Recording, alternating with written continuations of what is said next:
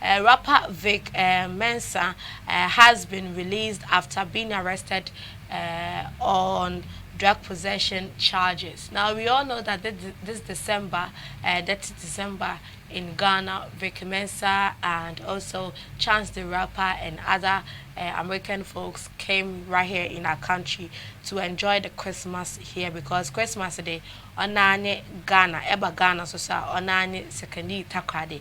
Now Vic Mensa has been released over the weekend after being arrested at a U.S. airport on charges of possessing psychotropic mushrooms. Now, the Chicago rapper, whose real name is Victor Mensa, flew from Ghana to Dallas International Airport in Virginia on Saturday, January 15th.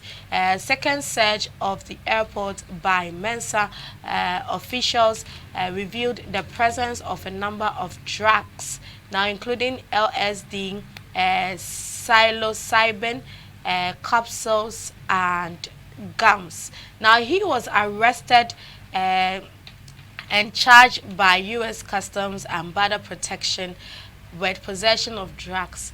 He had returned from an advertising trip to Ghana with the opportunity into summer or in some of the mechanina but then the rapper took to Twitter and also said, "Wow, what a trip!"